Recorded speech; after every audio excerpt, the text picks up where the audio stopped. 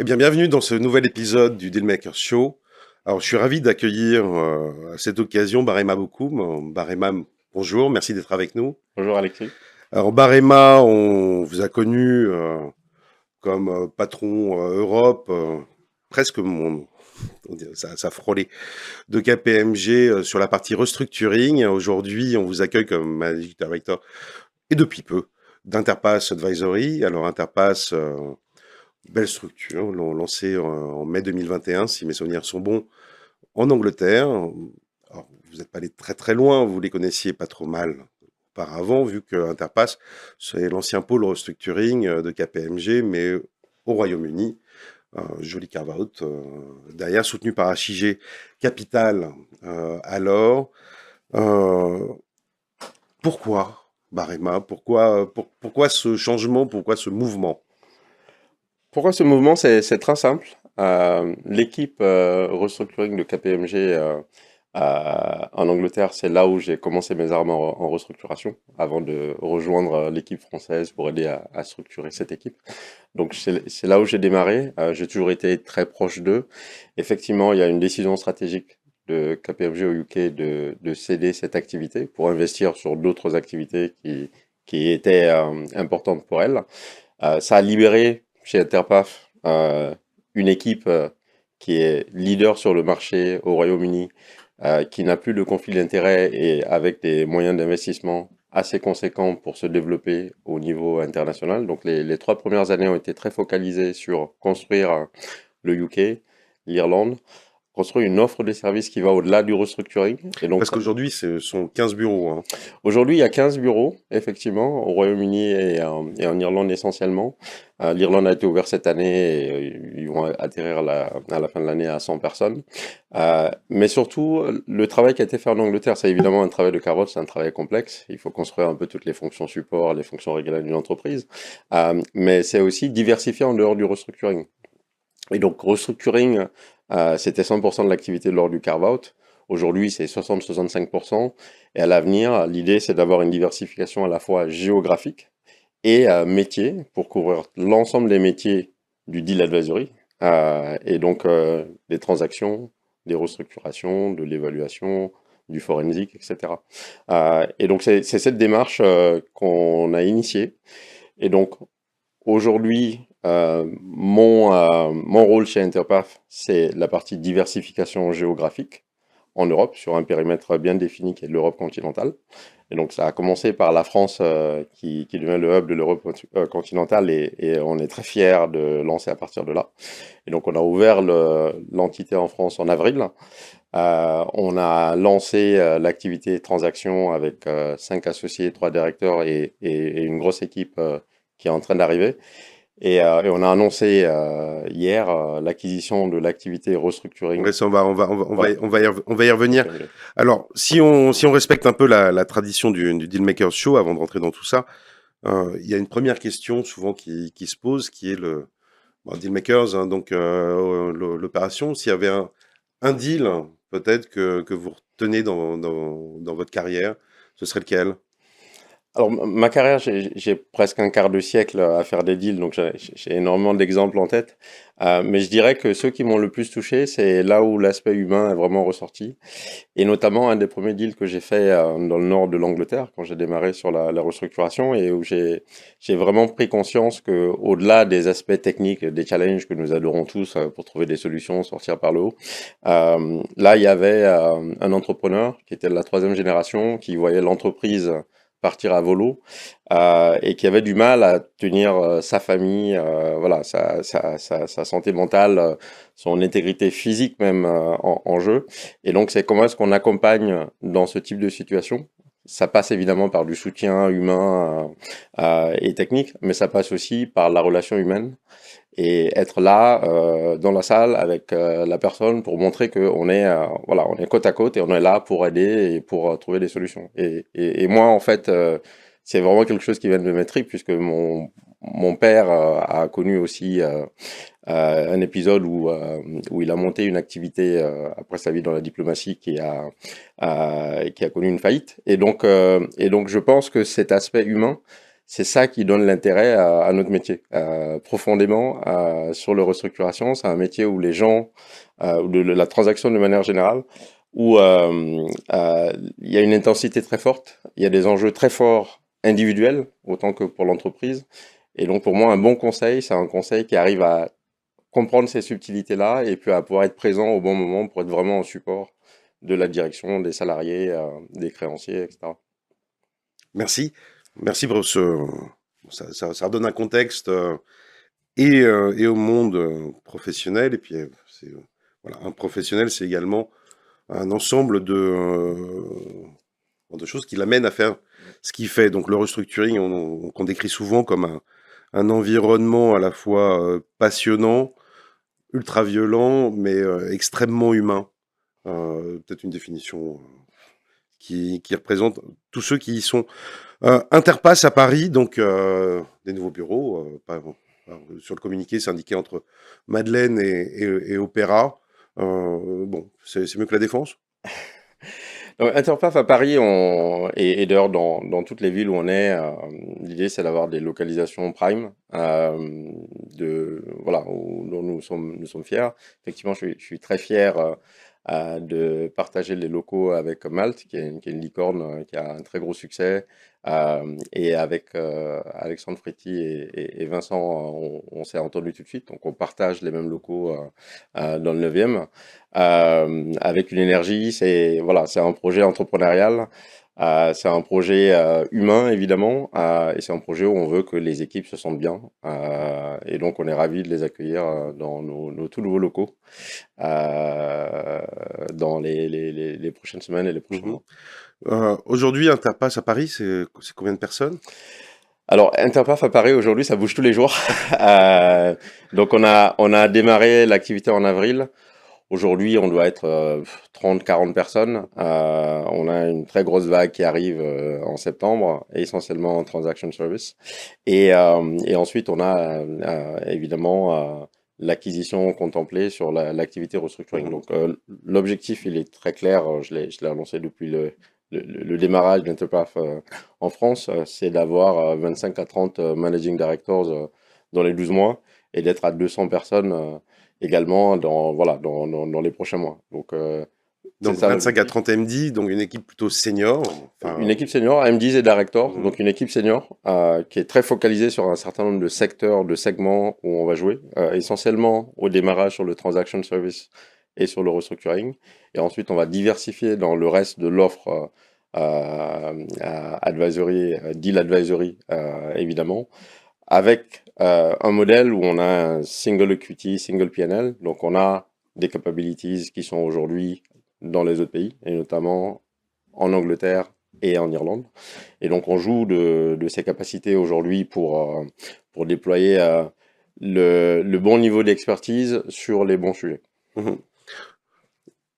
De la place pour 200 personnes, 300 personnes à la fin, avant de Euh, devoir redéménager ou- Oui, on verra évidemment comment la croissance se fait.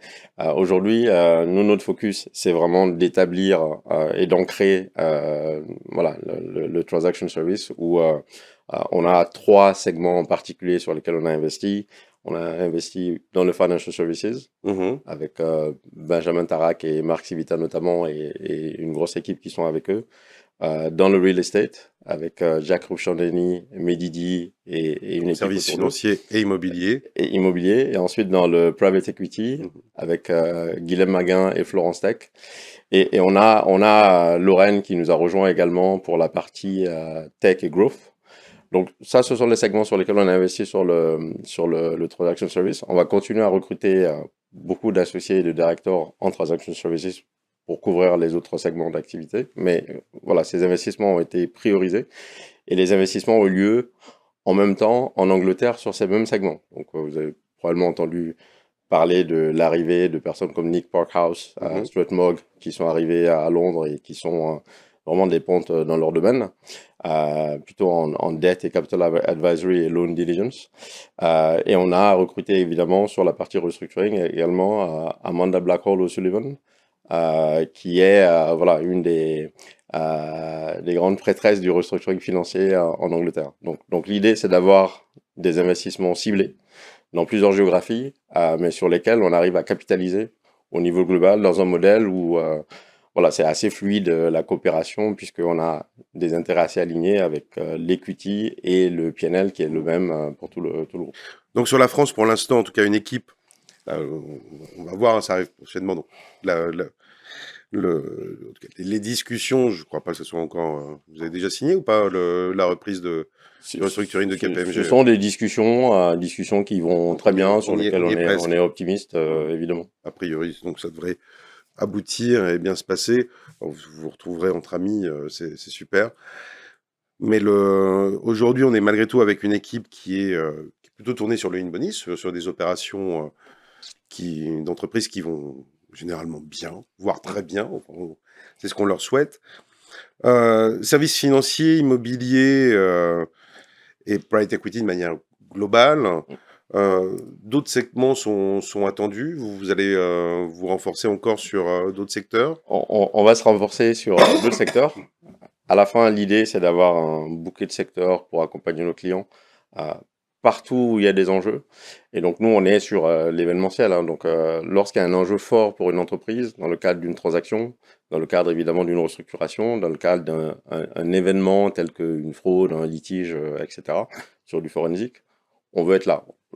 Notre positionnement, c'est lorsqu'il y a des enjeux très forts, il y a des événements très marquants dans la vie d'une entreprise, pouvoir être en support pour nos clients. Et donc ça, on va se donner les moyens de pouvoir faire ça sur tous les segments. Maintenant, je vais pas pouvoir dévoiler les discussions qu'on peut avoir sur le marché.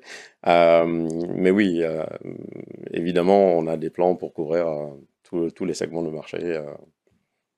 Donc une politique de croissance et organique et externe plutôt active. Absolument.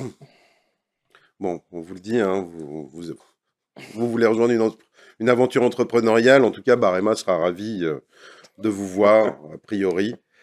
Et il a, semble-t-il, les moyens.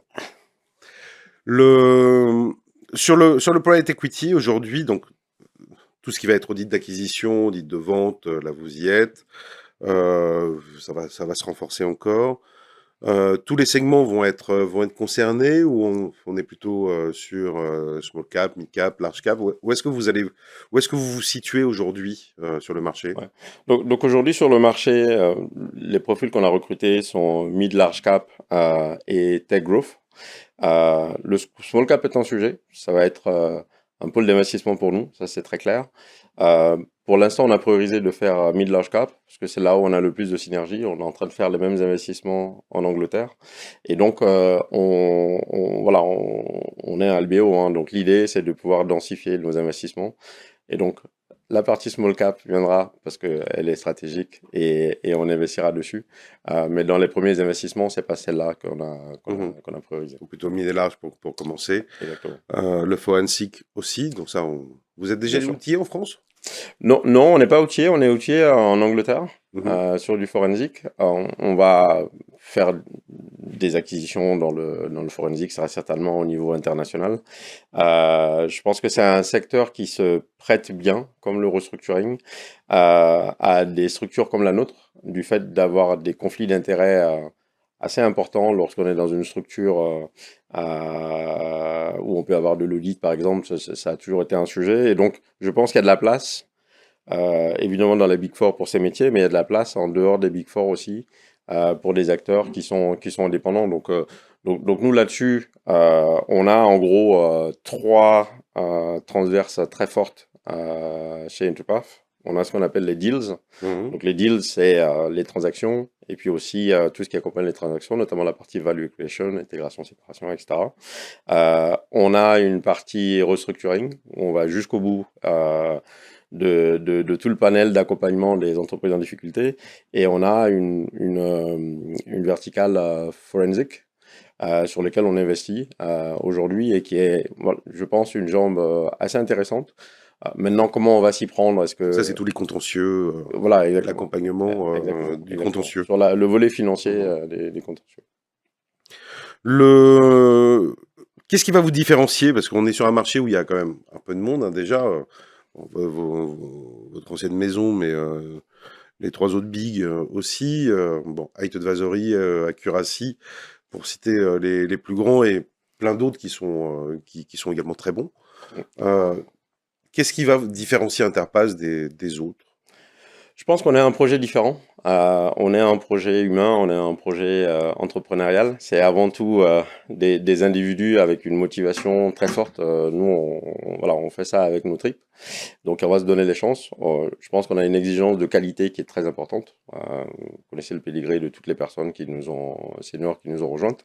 Je pense qu'on a un modèle aussi où on a un PNL unique et un equity unique avec un LBO, donc avec des moyens assez conséquents d'investissement. Donc l'idée, c'est de croître très rapidement. On a ouvert l'Irlande cette année et à la fin de l'année, ils vont être 100 personnes. Il y avait deux équipes leaders sur le marché, on a pris les deux équipes et voilà, il y a une très forte croissance là-bas. On a ouvert la France en avril et d'ici la fin de l'année, j'ai dit qu'on serait 200 personnes et 25 MDs et directors et on sera 200 personnes et 25 MDs et directors. Euh, je vais pas trop me donner des détails sur les plans que nous avons, mais tout le monde sait que on va investir fortement en Europe continentale. Et donc, je pense qu'on va avoir une croissance très forte.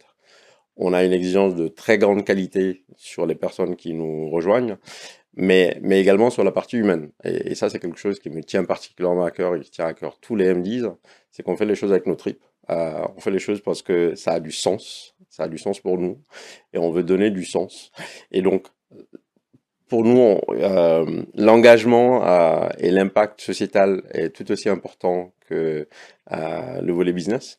Et donc, on prêtera une attention. On pense qu'il y a une place pour un acteur avec une dimension nativement internationale, qui a une croissance rapide et qui est capable de donner des services euh, à des groupes lorsqu'il y a des enjeux forts avec une expertise très profonde, notamment sur certains secteurs qu'on va choisir et qu'on va développer progressivement, et qui va faire ça avec des valeurs très fortes, on va dire. Donc je pense que nous, on a toute une page d'histoire à écrire pour la nôtre, pour ce qui nous concerne, mais un acteur comme le nôtre, sans conflit d'intérêt, je pense qu'il y a une place sur le Mhm. marché qui est intéressante à prendre. Par-delà la France, donc UK, Irlande, France, sur le reste de l'Europe, il y a un certain nombre de priorités. Les États-Unis, c'est un objectif également à terme. Comment ça se passe? À terme, l'objectif, c'est d'être un player sur toutes les grandes géographies et donc toutes les villes, tous les pays où il y a une activité importante. Nous allons être là pour les clients, pour les accompagner dans leurs transactions, dans leur restructuration, dans les événements marquants pour eux. Donc ça, c'est l'objectif à terme. À court terme, on a un focus particulier sur l'Europe continentale. C'est la raison pour laquelle moi j'ai rejoint Interpath. Et mon rôle, c'est de développer l'Europe continentale. Donc on a des priorités. Clairement, l'Allemagne, c'est une grosse priorité. L'Espagne, c'est une grosse priorité. L'Italie, les Pays-Bas. Donc il y a un certain nombre d'économies européennes qui sont très importantes et sur lesquelles il est impératif d'avoir des bureaux. Donc on a déjà des activités dans un certain nombre de pays, mais l'idée, c'est d'avoir des structures et des structures qu'on arrive à scaler assez rapidement. Ensuite, évidemment, l'Asie-Pacifique et les États-Unis sont des marchés importants. C'est des marchés qu'on regarde. On regarde des opérations là-bas. On va certainement bouger. Quel est le timing là-dessus? Ça, voilà, on va pas dévoiler tout de suite nos plans. Mais c'est sûr qu'on aura des investissements aux États-Unis à un moment. On aura des Mhm. investissements en Asie-Pacifique. Mais mon focus à moi est plutôt sur l'Europe continentale. Bon, donc HIG est là depuis mai 2021. On verra si ça se fera dans le tour du LBO 1 ou 2, On verra. peut-être. En tout cas, ça fera une equity story assez marrante à raconter.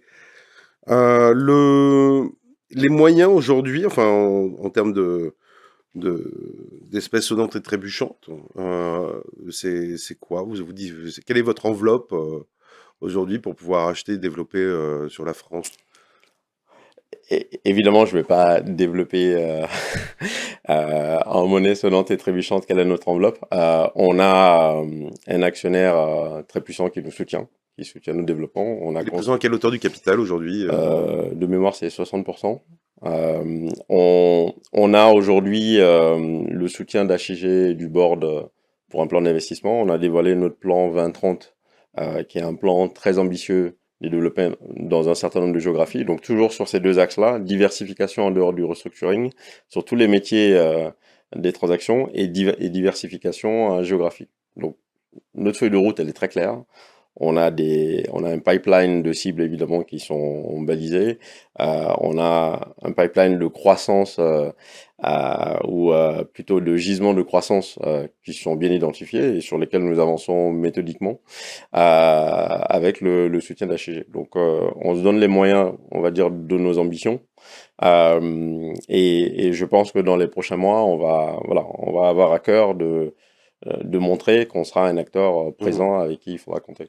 Donc là, aujourd'hui, 40% du capital, finalement, entre les mains des dirigeants et des salariés, je crois aussi. Enfin, Et des l'ensemble des salariés. salariés. Oui, en fait, tous les salariés d'Enterpath ont accès au capital partout dans le monde. Et ça, c'est un modèle que nous avons choisi, un modèle de partage de valeur qui est un petit peu différent. Mais je pense qu'il est important, parce que c'est important que tous les salariés sentent qu'ils sont dans le même bateau et que voilà, on a des intérêts communs pour avancer. Mais je pense que au-delà de l'equity et du PNL qui sont voilà, c'est plus facile lorsqu'on crée une nouvelle activité. Interpath est née il y a juste 3 ans, d'être en ligne avec son temps que lorsqu'on a une structure séculaire, on va dire. Donc on sait qu'il y a des aspirations des équipes d'être plus en contrôle de leur destinée. Et donc c'est comme ça qu'on a designé Interpath dès le début. Mhm. Votre vision du marché aujourd'hui, elle est. Bon, il y a les élections sont derrière. On verra s'il y en a encore d'autres prochainement. Voilà, tout le monde est un peu perdu. Enfin, je redonne le contexte de l'émission. Les élections sont derrière. Enfin, les législatives sont derrière. Il n'y a pas encore de nouveau gouvernement mis en place. Quel impact sur le marché aujourd'hui quelle est votre vision? Je pense que au-delà des élections françaises qui dénotent effectivement un temps peut-être plus incertain que ce qu'on a pu voir dans le passé, il y a des problématiques géopolitiques au niveau mondial. La plupart des pays sont touchés par des problématiques géopolitiques importantes. Et la géopolitique va peser de plus en plus dans les décisions des entreprises, dans les décisions sur la supply chain, les décisions sur les structures d'investissement, sur les cibles d'investissement. Donc je pense que c'est une dimension de plus à prendre pour les entreprises, de la même manière que l'ESG est entré avec la CSRD dans la vie des entreprises et va être de plus en plus présente, de la même manière que la technologie disrupte les business models. Aujourd'hui, un chef d'entreprise doit prendre en compte de plus en plus les aspects géopolitiques. Les élections en France en font partie, mais c'est pas très différent finalement des élections qu'il peut y avoir aux États-Unis ou dans d'autres géographies. Donc ça fait partie des données que le dirigeant d'entreprise doit absolument prendre en compte lorsqu'il prend des décisions, soit d'investissement, soit de gestion et de vision à long terme de son activité. Donc vers une accentuation du marché du restructuring ou on est bien comme ça? Alors, j'ai pas plus de boule de cristal que qui que ce soit. Je pense que depuis le Covid, nous avons tous appris à être humbles et à dire que l'histoire n'est pas forcément écrite. Je pense que il y a des risques accrus effectivement pour les entreprises. J'ai parlé de l'ESG. Et c'est des risques et c'est des opportunités. J'ai parlé de la technologie et l'innovation de manière générale. Je parlais du risque géopolitique qui s'accroît. Je pense que pour les entreprises, avoir une bonne idée, le bon business model, et se dire, OK, bon, j'ai trouvé le bon business model, j'ai trouvé la bonne structure, et on est parti pour 10, 15, 20, 30 ans, ce temps-là, il est révolu. Je pense qu'il faut se reposer la question en permanence sur le bon business model, avoir le business model le plus agile possible, et s'adapter aux situations. Et donc, ça permet de saisir des opportunités, parce que derrière les risques, il y a aussi des opportunités. Donc, il va avoir des gagnants, il va avoir des perdants. Nous, l'optique, c'est de pouvoir accompagner les entreprises dans ces grandes transformations. Et je trouve que, moi, je suis assez optimiste de nature. Je trouve qu'on vit une période passionnante où l'ennui ne fait pas partie du cadre d'un dirigeant et où il y a tellement d'opportunités, tellement de risques qu'il faut à chaque fois se poser les vraies questions sur l'activité, sur le projet, sur la vision et se remettre en question. Et je trouve que ça, c'est sain de pouvoir se reposer ces questions et vraiment embarquer les équipes, les clients, les partenaires dans une vision sur laquelle on arrive à se refaire des convictions lorsqu'il y a besoin et à se reprojeter. Et je trouve que c'est un énorme facteur de motivation finalement lorsqu'on arrive à bien aligner les planètes. Mhm. Et en termes d'IA, justement, vous allez investir au niveau d'Interpass pour développement de projets ou... On investit déjà beaucoup. On a une équipe technologique qui est formidable en Angleterre. Vous savez que l'ADN des équipes que j'ai dirigées ont toujours été sur comment on utilise l'innovation pour Mhm. disrupter le marché, pour disrupter la manière dont on fonctionne, la manière dont on sert nos clients. Euh, et, euh, et aujourd'hui, À l'époque, vous aviez lancé Blue, quoi, qui était... on avait lancé Blue, on a lancé d'autres choses aussi, Mhm. et là on va continuer à investir dessus. Interpath investit déjà beaucoup sur ces sujets, et évidemment on va continuer. Je pense que ça fait partie de voilà des outils à disposition et qui sont très excitants aujourd'hui dans ce que ça peut apporter comme changement. Eh bien, Baramer Bokoum, donc Managing Director d'Interpass, que vous aurez compris, rempli d'ambition et de volonté de bien faire et de se développer vite sur le marché français et en Europe. Merci d'avoir été avec nous sur ce numéro de Dealmakers Show. Et puis on Merci se Alexis. revoit dès que vous dépassez les 200 personnes à Paris, donc a priori dans 2 semaines. Merci Barema. À très bientôt.